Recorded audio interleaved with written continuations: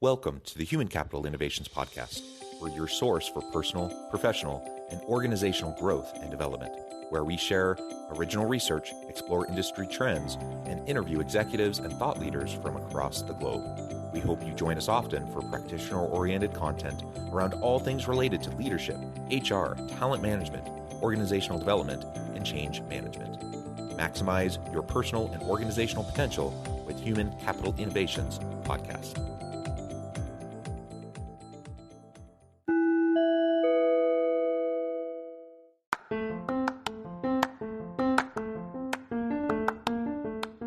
Do you enjoy the Human Capital Innovations Podcast? Enjoy ad-free listening by going to the Patreon page, and please consider contributing even at the producer or sponsorship level. And please leave a review. Thank you for your support.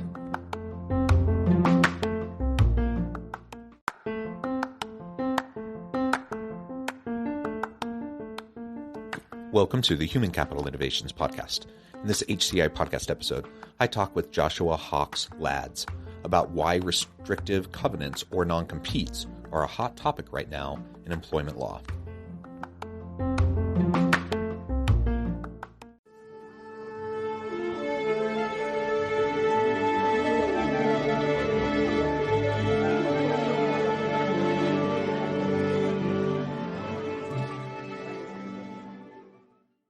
Joshua Hawks Lads, welcome to the Human Capital Innovations Podcast.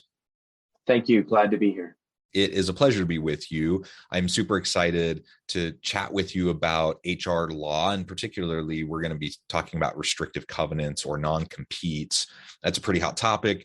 It's something that I talk with my students about in my HR courses on a fairly frequent basis, and I'm just excited to learn the latest and the greatest around this topic and how important it is for all of us as we're striving to run dynamic, healthy, innovative organizations that are also compliant with the labor laws and requirements that we all face. As we get started, I wanted to share Josh's bio with everybody.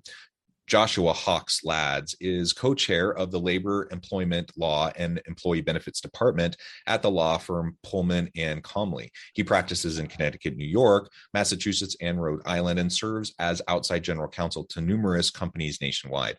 Josh is a trained arbitrator, skilled litigator, and regularly negotiates collective bargaining agreements, employment agreements, and severance compensation packages involving executives of some of the largest U.S. and international companies. It's a tremendous background, Josh. Anything else you would like to share with listeners by way of your background or personal context before we dive on into the conversation? No, John, I think that's a great summary. Thanks. Okay, perfect. So let's start with, I'm guessing that most listeners are at least somewhat familiar with this idea of restrictive covenants or non-competes. Some jobs are more likely to have those in place than others. But why don't you lay out for us what exactly those are, and then we can talk about the types of situations where they're more common, and then some of the tricky aspects of dealing with these. Sure, happy to. And it's a very broad topic, and so let me start, if you don't mind, with a little bit of history. That hundreds of years ago, non-compete agreements were invalid. They were treated as restraints on trade, and they were not permitted. In the 1700s, that started to change a little bit. And in America, in the late 1700s and into the 1800s, restraints on trade, such as non-compete agreements, started to gain some traction and a little bit of became a little bit more in vogue, but still not really accepted in a general context. And the reason for that is because non-compete agreements are a restraint on trade, right? So they prevent a person from leaving one job and going to work for a competitor. And what is America? America is a capitalistic society. We believe in capitalism, most of us. We believe in the free flow exchange of information, the free flow exchange of ideas, and we believe that competition is good for a capitalistic economy such as ours. So a non-compete agreement naturally goes against the free flow competitive nature of our economy and what we usually think of, oh, hey, I can go work anywhere I want, right? It's a free country.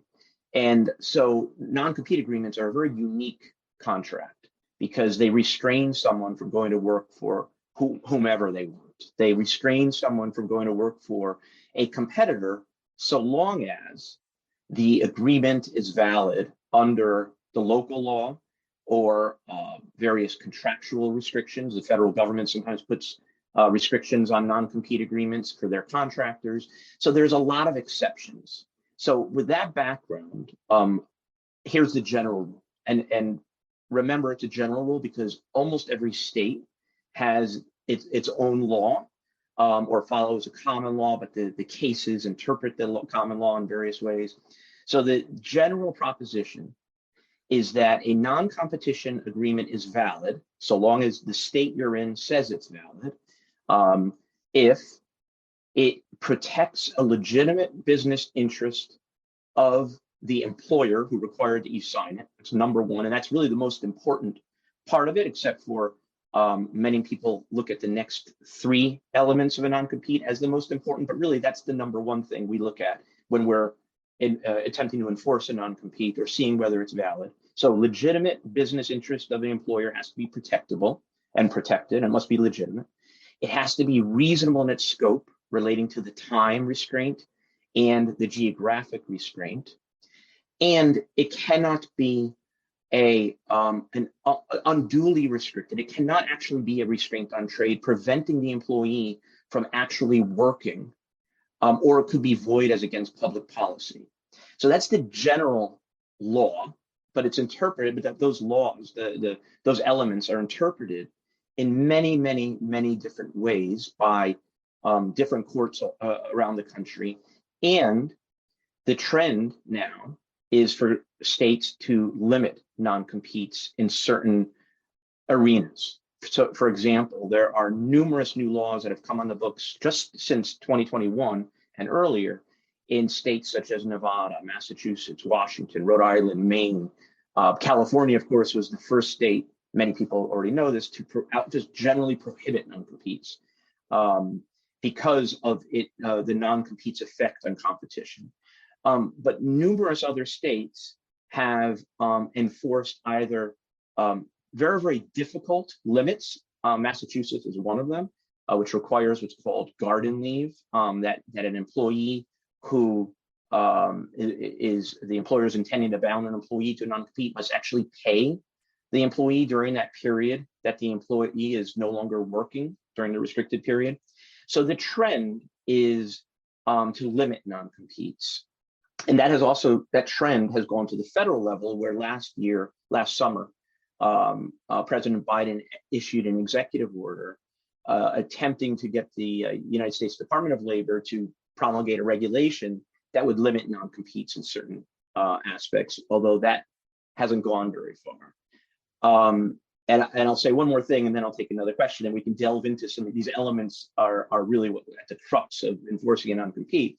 But part of the reason why the non-compete enforcement is somewhat cyclical and non-compete legislation is cyclical is because of the economic times we're in, right? Right now, every employer is fighting for human capital. Every employer is fighting for that employee who they see as their next great thing. And the current employer doesn't want to lose that employee. So that current employer is trying to fight to either keep that employee or not permit that employee to go to its competitor. Why? Well, as I said, because the human capital is very, very restricted right now during this economy. And two, because one of the intentions of a non-compete is to protect the employer's confidential information, the employer's trade secrets.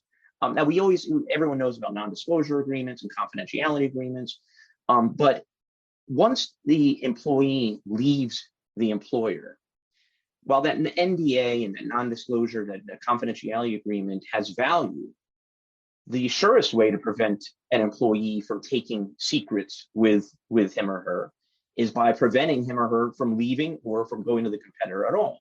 So employers, companies really want to protect their business plans, their information relating to their customer bases, their customer relationships. And all these things fall into that category that I started this explanation with, of legitimate business interests to protect. So if an employer can demonstrate that it has these legitimate interests and it requires a restrictive covenant in the form of a non-competition agreement, and there are lesser restrictions such as non-solicitation agreements that are out there as well, but let's just focus on non-competes. If the employer can establish that they have a legitimate interest in protecting this information or this customer base or this business plan or the secret sauce, then a court may enforce a non-compete. But if the employer cannot establish that it actually has legitimate reason to prevent an employee from going to work for a competitor, assuming the non-compete agreement is valid in all of its other formal aspects, the reasonableness, et cetera.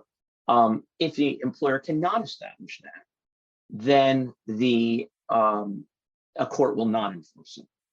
And that's a whirlwind tour of non-competes.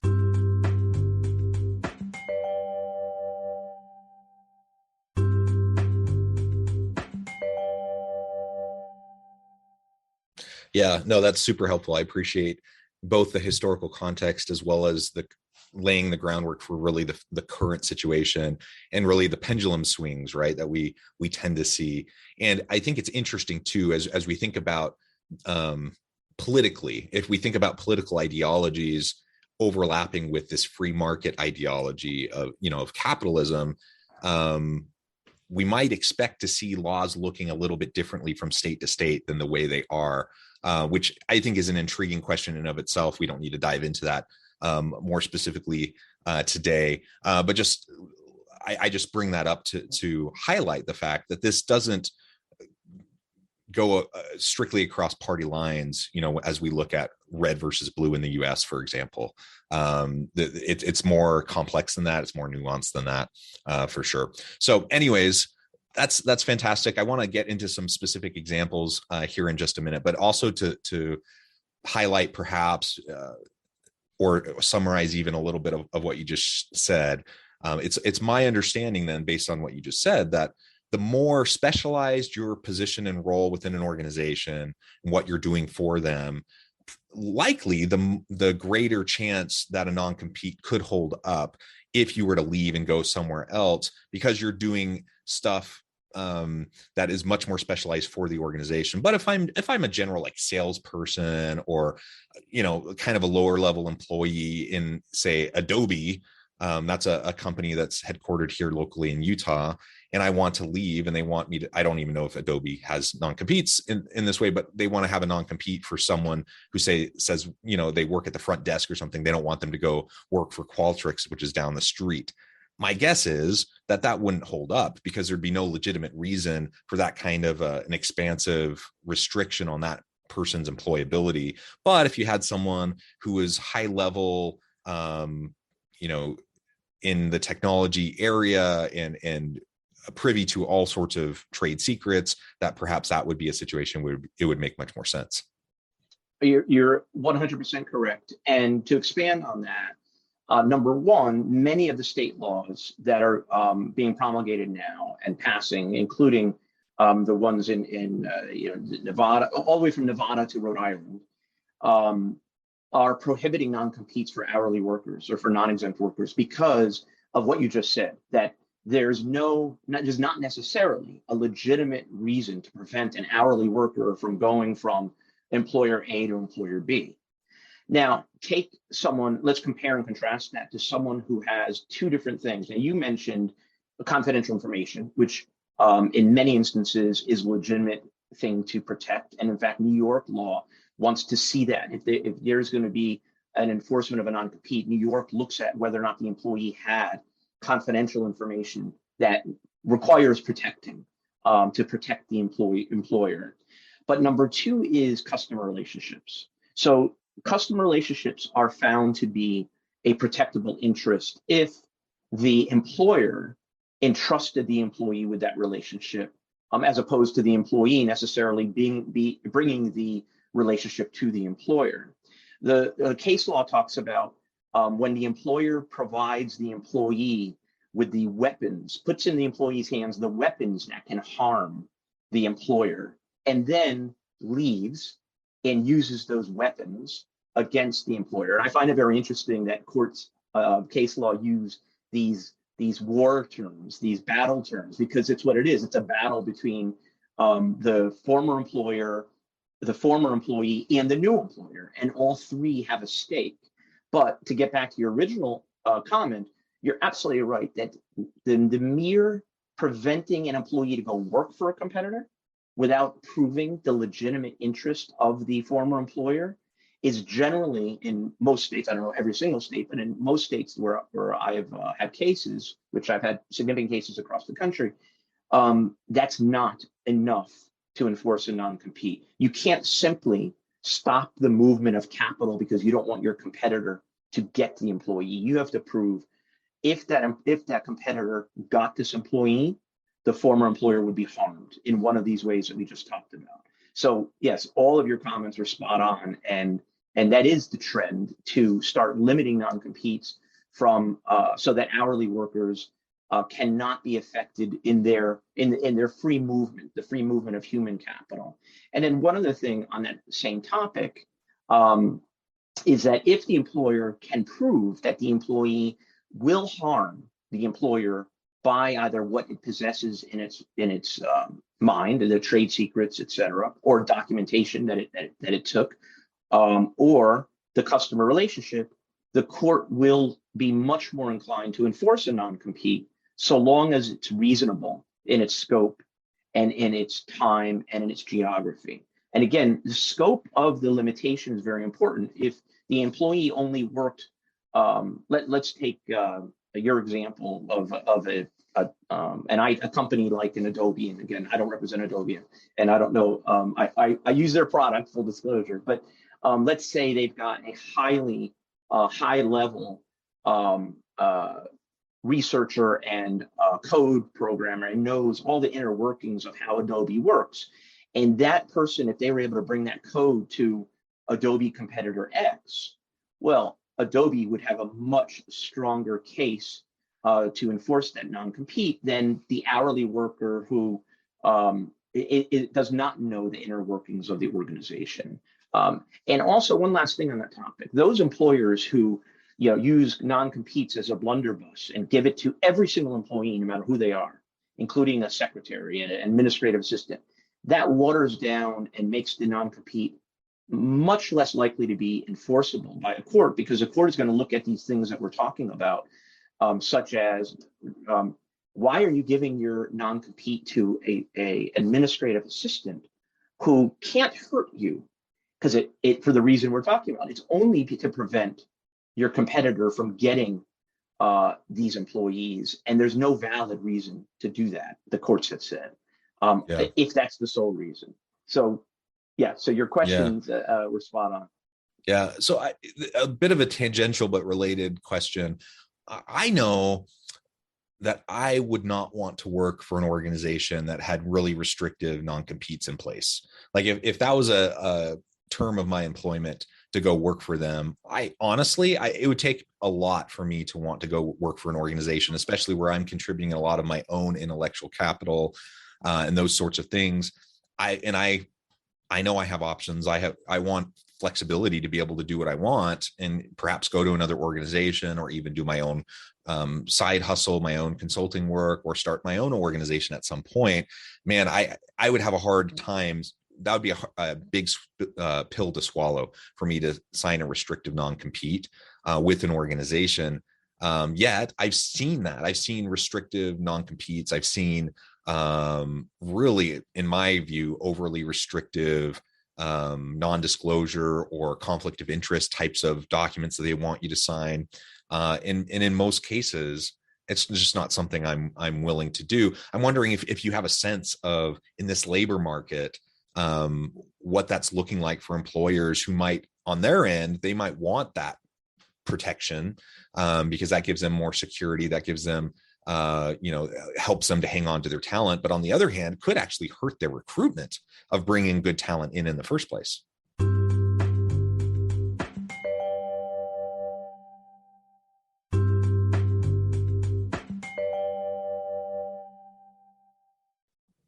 100%. And you just said labor market, and the two things that impact an employee's ability to negotiate a non-compete.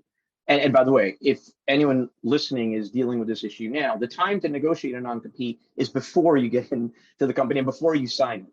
Don't try, I mean, you're not gonna be able to do it afterwards. So when you're negotiating that job and the employer gives you the non-compete and says, oh, by the way, you have to sign this, and you employee should make that inquiry before you start at the company. And we can talk about the legality of a employer giving a non-compete to an employee after they start in a moment. And some laws are now preventing that, including Massachusetts.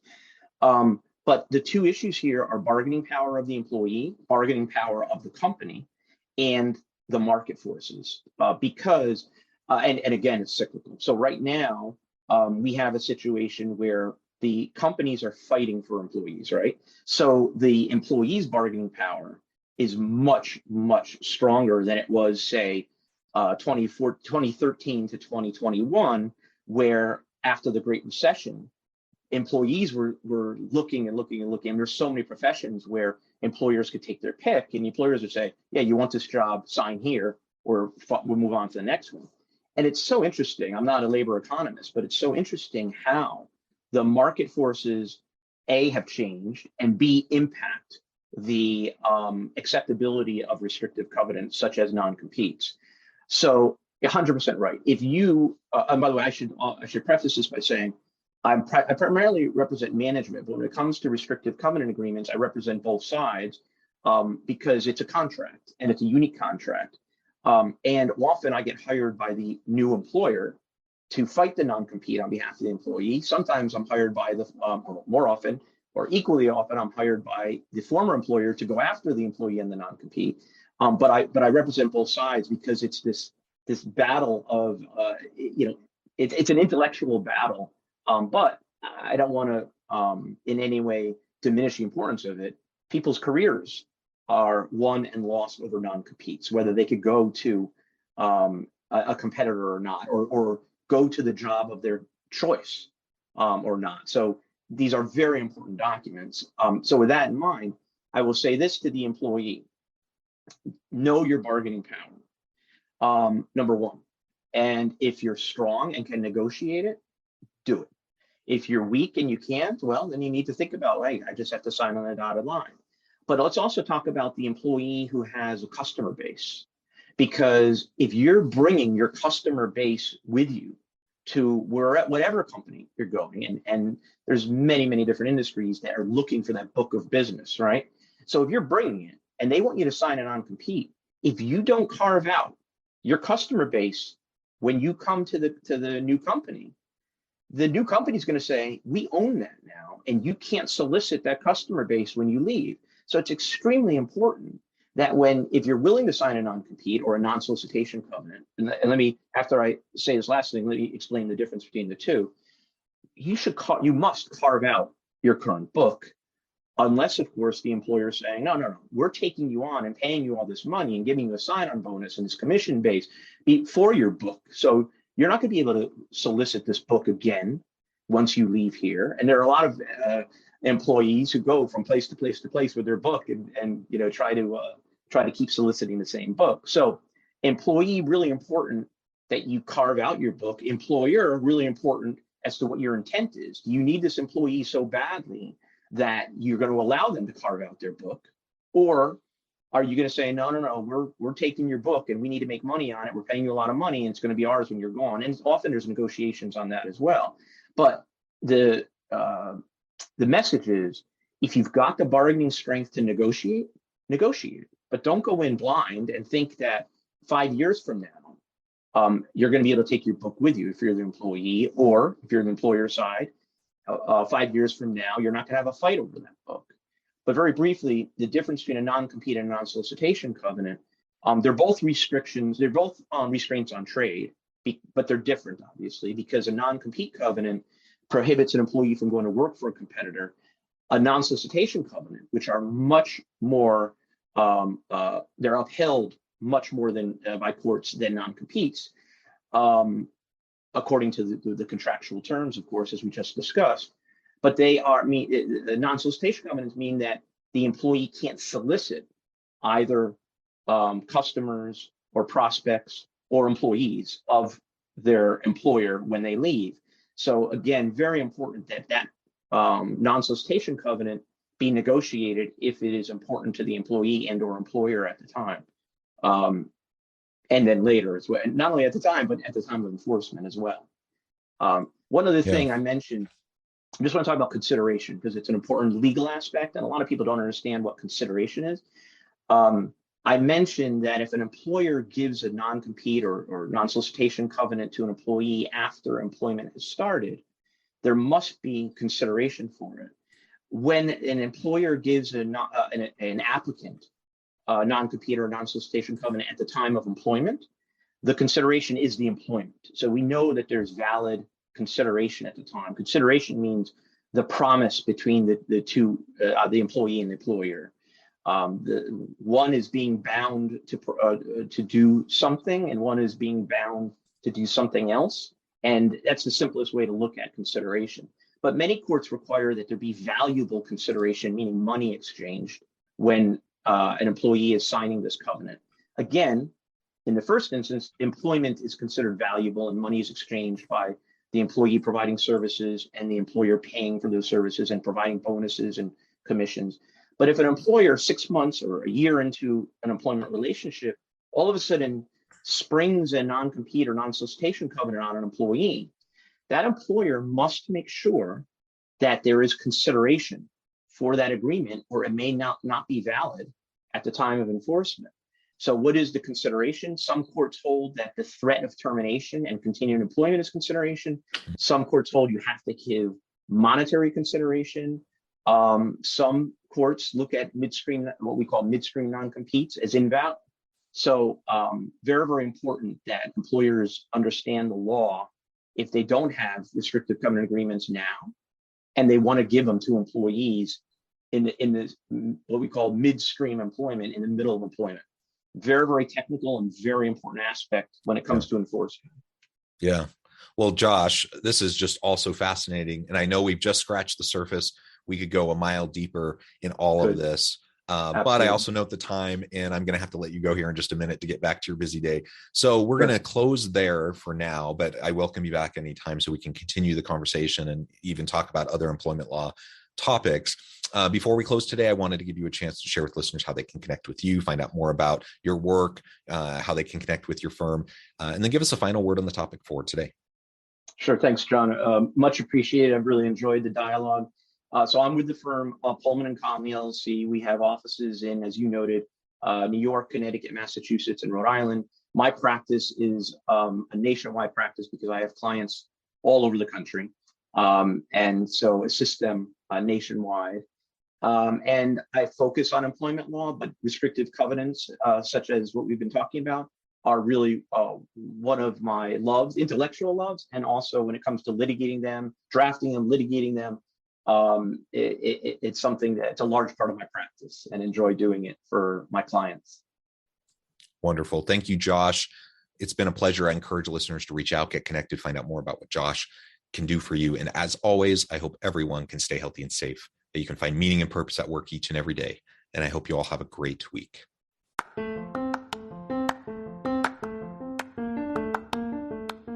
you enjoy the Human Capital Innovations podcast?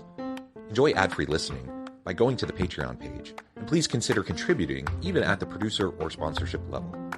And please leave a review. Thank you for your support.